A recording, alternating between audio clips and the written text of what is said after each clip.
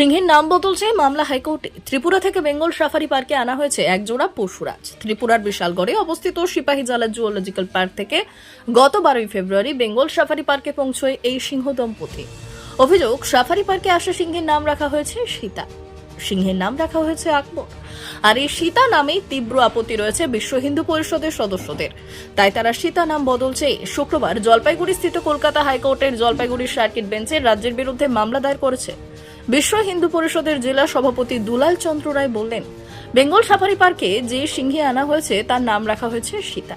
এতে আমাদের হিন্দু ধর্মের ওপর আঘাত করা হয়েছে। এই নাম নিয়ে আমাদের তীব্র আপত্তি রয়েছে, তাই আমরা উচ্চ আদালতের দ্বারস্থ হলাম। মামলার আইনজীবী শুভঙ্কর দত্ত বললেন, ত্রিপুরা থেকে সিংহ দুটিকে আনা হয়েছে, তার সরকারি নথিতে তাদের নাম লেখা ছিল প্যান্থেরা লায়ন মেল ও ফিমেল, পাশাপাশি তাদের আইডি নম্বর দেওয়া ছিল, কিন্তু এখানে আসার পর তাদের নাম দেওয়া হয়েছে আকবর ও সীতা।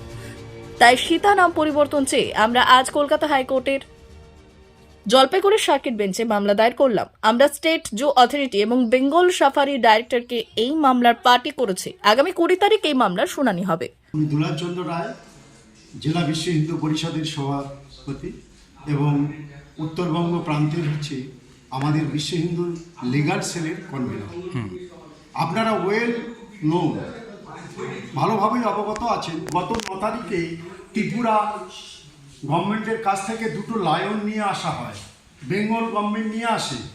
সেখানে আমাদের হিন্দু সনাতনী ধর্মের উপর আঘাত দিয়ে এবং হিন্দু সংস্কৃতিকে বিকৃতি করে উনি সীতা নাম রাখলেন কেন? আমাদের আপত্তি এটাই যে উনি যা খুশি রাখুক, হ্যাঁ, কিন্তু আমাদের সীতা নাম পশুর ক্ষেত্রে প্রযোজ্য নয় এবং বেঙ্গল লাইভ অ্যানিমেলে কোথাও অভিধানে এ ধরনের আমরা আজ পর্যন্ত ভারতের ইতিহাসে আমরা দেখিনি। তাই এটা আমরা ঘোর আপত্তি করছি।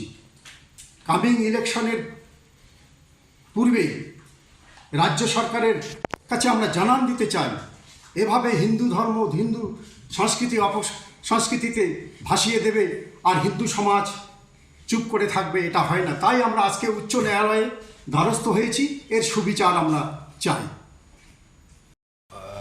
অ্যাকচুয়ালি যে ঘটনাটা ঘটেছিল, ত্রিপুরা থেকে এই লাইনগুলো 8 তারিখে রওনা দেয়। সেখানে যে একটা সার্টিফিকেট, আমরা সমস্ত কিছু ডকুমেন্ট অ্যানেক্স করেছি, সেই সার্টিফিকেটের মধ্যে পরিষ্কার বলা আছে প্যান্থেরা লিও মেল, যার আইডি নাম্বার IL26, এবং প্যান্থেরা লিও ফিমেল, যার আইডি নাম্বার IL25। এই দুটো লায়ন অ্যানিম্যাল এক্সচেঞ্জ প্রোগ্রামের জন্য আমাদের উত্তরবঙ্গে বেঙ্গল সাফারিতে আসে। সাবসিকুয়েন্টলি যখন এই লায়নগুলো এখানে রিসিভ হওয়ার পরে একটা প্রেস বিজ্ঞপ্তি হয় যে এই প্যান্থেরা লিও যে লায়ন আছে, যেটা সায়েন্টিফিক নাম হওয়া দরকার ছিল, সেটা না করে দুটো আলাদা নাম, হাউস নেম দেওয়া হয়। একটাতে হলো গিয়ে সীতা এবং আর একটাতে নাম দেওয়া হয় আকবর। এই জন্য আমাদের বিশ্ব হিন্দু পরিষদের থেকে সেখানে একটা অবজেকশন দেওয়া হয় যে কেন এই সীতা নামটা ইউজ করা হলো।